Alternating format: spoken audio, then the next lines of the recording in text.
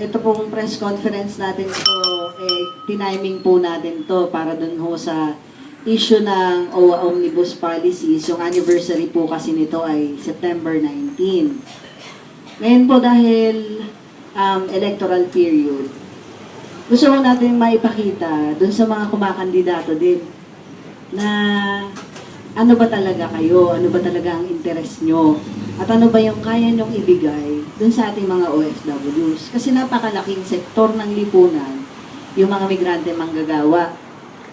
Tayo po ay nagbibigay ng 9% growth dito sa ating GDP. 27 billion halos yun, $27 billion yung 2014 ang naipasok natin. Napakalaki ng singilin sa mga OFWs. Nakita naman natin yung balikbayan box. Nagkaroon tayo ng issue doon. Yung sinisingil tayo ng doble doon sa PhilHealth, yung 2,400. From 1,200, ginawa nilang 2,400. Nagde-devise pa sila ng mga paraan para madagdagan yung mga bayarin ng OFWs. Pero sa pagdating ng panahon, na yung OFW naman, ang mga ilangan ng tulong, nasaan na yung tulong ng gobyerno? Nasaan na yung benepisyo? Nasaan na yung proteksyon? Nasaan na yung para sa atin dapat? Ngayon pong araw na to, ako po pala si Mika Tuira, ako po ang Secretary General ng Migrante Party List, at kasama po natin dito ang ating mga former OFWs, ang ating mga kasama po ngayon dito, si Ate Eugenia Bayer Perez, isa po sa mga nag-file po ng claims dito sa OWA.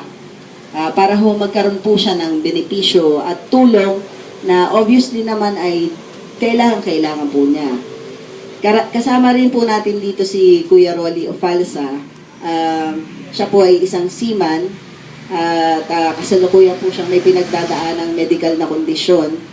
At nasubukan niya din pong mag-file dun sa OWA para dun po sa benepisyo at tulong na pangangailangan po niya dahil nagkaroon nga po siya ng sakit. Kaya po sa ngayon ay bibigay ko po sa inyo si Ate Eugenia para po magbigay ng testimonya kung ano yung naging karanasan po niya at bakit po ba niya sinapit ang ganitong kondisyon. Eugenia Bayo Perez, tubong Cuenca, Batangas, 38 years old. Isa po ang OFW na huli ko pong punta sa Dubai last September 2012. Nangarap po ako na may ibang aking buhay sa ibang bansa. Subalit na ito po ang sinapit ng aking pangibang bansa. Nagkaroon po ako doon ng hindi inaasahang pangyayari. Nag-apply po ako bilang isang cook sa Dubai. Pero pagdating ko po doon, hindi na naaayon sa aking mga pinirmahang kontrata ang naging situation ko doon. At dumating na nga po ang time na pinilit ako ng aking amo umakyat sa rooftop ng aking dirty kitchen upang doon maglinis. At yung po ay yung dahilan ng pagkahulog ko mula sa rooftop ng dirty kitchen. Doon na po ako nag-umpisa ang aking sakit. At hindi ko po alam na mas marami pala pong damages ang nangyari sa akin pag uwi na dito ng Pilipinas. So, balik doon pa lang po, dinali nila ako sa isang medical center hanggang sa sinabihan po nila na kailangan akong manatili sa hospital upang magawa ang mga operation na dapat gawin or laboratory. So, balik din po yung nasunod at dahil sa aking agency sa Dubai, doon po ako pinangatigan upang gumaling at sinabi ko po ang aking kondisyon. Sinabihan nga po ako doon na pagagalingin ako or hindi lahat po ng agency is lahat ng amo is masama. Sinabihan po ako ng agency ko sa Dubai na kung gusto kong umuwi, hinihingan nila ako ng 150,000. So wala po akong ganang halaga para makauwi ng Pinas. Nakipagsapalawan po ako, pinilit nila ako na ibenta ulit ako sa pangalawang amo. Kahit po hindi na nakapagtrabaho ng ayos at dahil po sa mga bukol at mga tinama ko sa una kong amo, is yun po naging sanhi ng aking pagkapag-uwi dito sa Pinas. And dito po ako na-stroke atin na po nagumpisa ang aming tungkol po sa kasahan sa agency. At doon po sa aming kaso sa agency ng artist agency na ipanalo po namin last year na hindi po nila binibigay sa akin ang aming halagang na decision na ng court dahil hindi daw po nila ako na hindi nila ako dapat bayaran or hindi nila ako ng permission. Ito po ako ngayon. Ito po yung larawan ko nung before ako magpunta ng Dubai. Siguro naririto ngayon upang linawin lang po ang sa aking kondisyon. Opo, hindi ko po ito kagistuhan. Gusto ko pong malaman ng lahat ng mga tao o na hindi nakakakilala sa akin. Pag uwi ko nga po ng Pinas is 3 times ako na-stroke dito sa Pinas. Since 2012, pag uwi ko, siguro more than 10 times po akong na-admit. At hindi ko po ito kagustuhan at hindi po, wala pong katotohanan ang mga sinasabi nilang hindi to totoo. Masyado pong, gusto ko po rin linisin ng aking image dahil hindi lang po sa akin. Dahil po, sa mga politika nga po marami nangako sa akin, lalo na ng future before pa magputuhan. Wala pong natupad sa mga politika na nangako sa akin ng mga tulong or benefits. Wala po. At dahil nga po, nabait ang Diyos, mga pare na lang po ang tumulong sa akin. Marami pong pare at nagpapasalamat ako sa mga pare, lalo sa mga Father Ino at ang Padre ng Katedral at marami po. So, sa OFW, na hindi po ba makatwiran po ba yung kailangan ko pang ma-paralyze kamay or mabulag? Kailangan daw po is, eto nga, parehas. Pero sa sitwasyon ko po ba makakapagtrabaho pa ako? At ito po last year, na-operahan ako sa unang operation dahil nag-try na hindi alisan muna ako ng isang organ. Pero no choice po, kaya ito, wala po ako ngayon, nalisan ako ng isang organ dahil po sa tinamo kong damages sa Dubai noong 2012. At sa sitwasyon ko po, gustuhin ko mong magtrabaho, hindi ko na po magawa. At ito na po ako, habang buhay na po yung condition ko.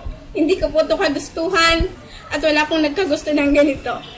At kung hindi, ito po, ang huli kong operation, andito po siya, habang buhay ko po ito, nakalawit po dyan yung aking bituka, na naging sanhi ng aking spinal, na nadamage sa pagkabago ko sa Dubai from rooftop.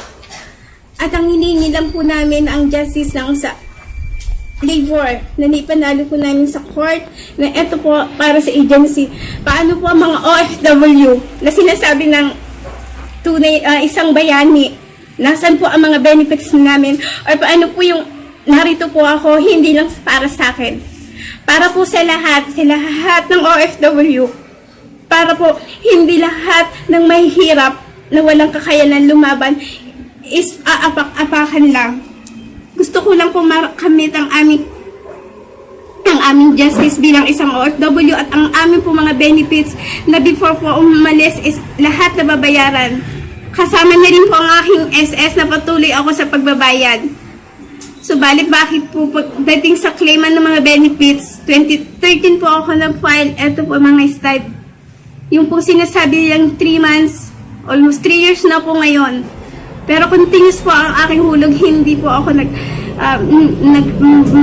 papat lang para po maayos ang aking benefits at may maasahan ako pagdating ng araw. Subalit pag po magkiklaim na pahihirapan, marami na pong SS na punta ko, iisa na sasabi nila laging sandali lang po or 3 months, pero wala pa rin po. So nasaan po yung mga benefits natin, lalo ng OWA at ng ating po ang mga agency. Pati po sa POEA, sana po huwag nang mas marami pang agency ang magkaganito na tulad ko na nabiktima. Sana hindi na mahayaan pang madagdagan ng ating gobyerno ang mga ganitong tiwali na patakaran ng mga agency. Paano po ang mga OFW? Nasaan po ang mga benefits na sinasabi nyo? Nasaan po yung justice na naipanalo po namin na ayaw po akong bayaran ng aking agency? Kami, pag-uwi po na ng Pinas, kami na po ang nagpagamot. Almost 3 years na po. lahat kami na wala po silang naitulong sa amin kahit doon sa aming mga justice na para sa amin pati sa mga insurance po na dapat ko nang nagamit. Sana po tayo ay maging mulat sa mga ganitong sitwasyon. Hindi lang po sana sa akin o para sana po sa lahat ng OFW. Sana po ipagpatuloy natin ang tinatawag nating justice or benefits para sa mga OFW, para sa mga sinasabi ng bayani. Paano po tayo magiging tuloy bayani kung kulang tayo sa mga ganitong sitwasyon? Gano'n nila inaapi yung mga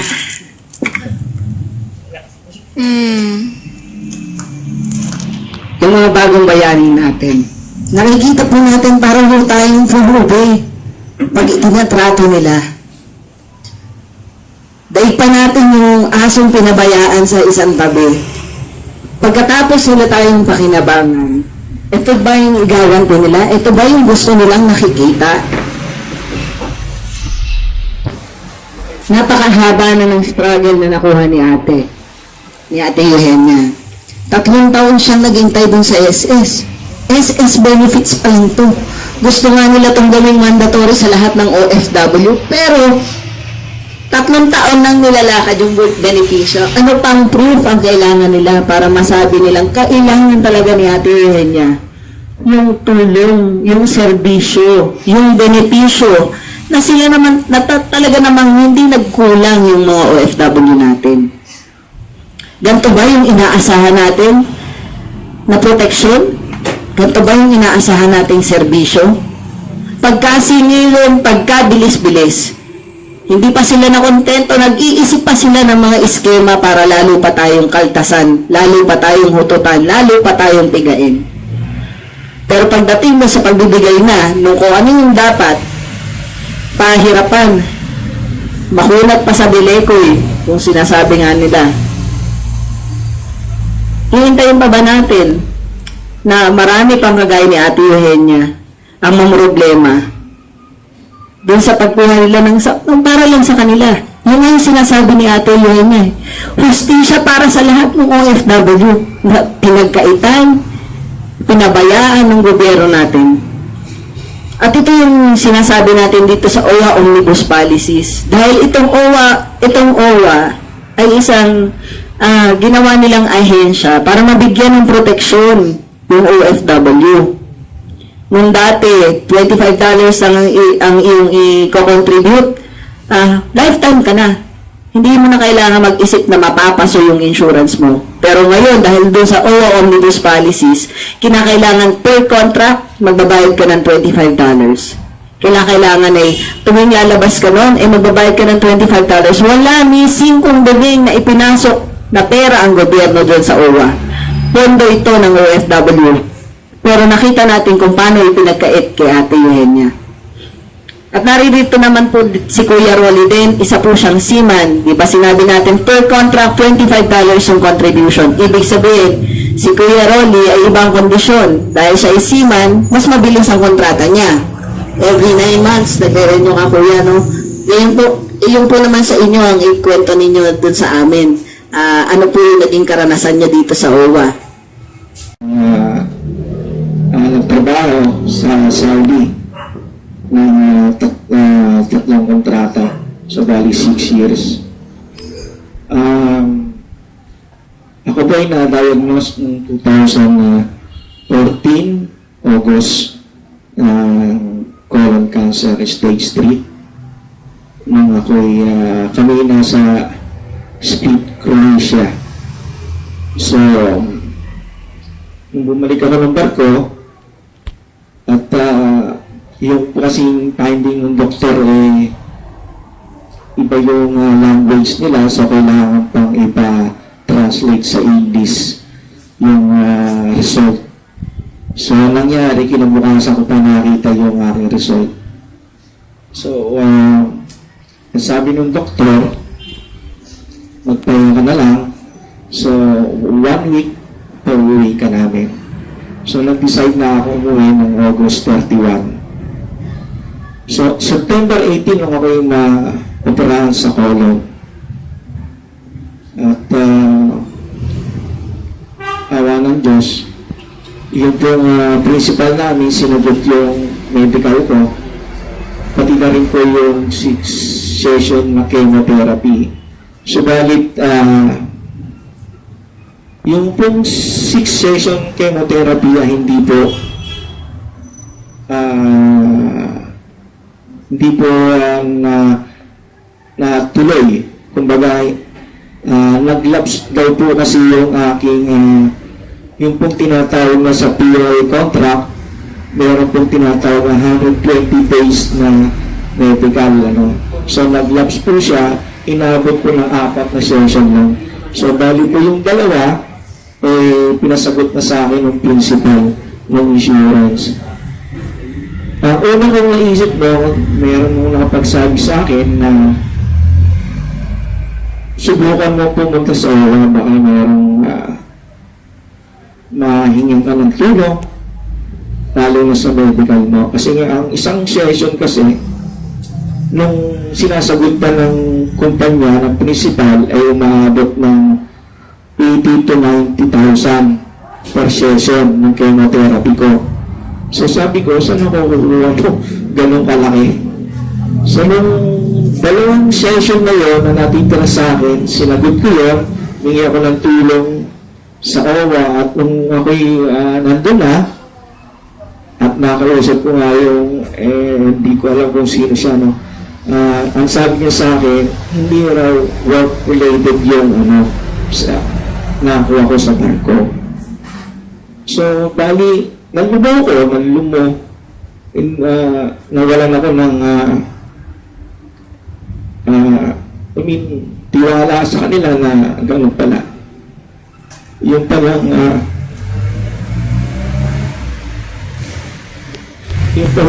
contribution ko na every 9 months na tuwing sasampa ko, walang napupuntahan pala.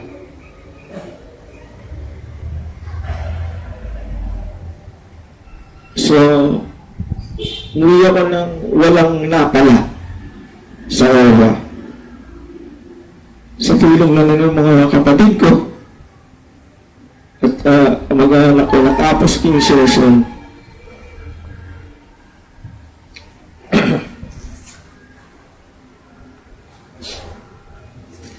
Yung may isa akong classmate na isang may grabe dito na nagtulak sa akin na makipagtulungan ka doon, mo yung ilabas mo yung gusto mong sa OWA. So last time na nagpunta kami dito sa OWA, nagkaroon ng pagkakataon na magtanong sa akin. Ang tinatanong ko sa kanila kung ano ba ang makukuha ng isang seaman ng tulad ko o ng isang OFW na nagkaroon ng ganitong sakit, meron ba tayong financial na makukuha sa sagot sa akin, sa amin, ay wala daw kasi hindi araw-araw work related. At ang una, tinanggal na raw yata yung medical assistant. Ang itinutulak ko sa akin kung may PhilHealth daw ako. Sabi ko meron, pero hindi naman yun ang kailangan ko eh. Kasi nung nagpunta ho kami doon, at yung nabanggit nga, ang kailangan ng isang OFW ay yung assistant na tulad ng negosyo na magbibigay ng puhunan sa'yo, hindi yung binabato kami ng livelihood program na wala naman ho kayong makukuha.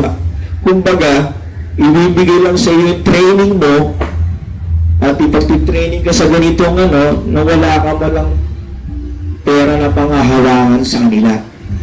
So, bali, ang nangyari, talagang na-disappoint ako nung oras na yun na wala talagang tulong man lang na maibabato sa amin. Sa tulad namin, karoon ng karamdaman. At yun nga, ang ginigit pa nila talaga yung livelihood program ng OWA. Bali, yun po yung talagang masakit na ano. Kahit po yung disability assistant ay wala rin po talaga.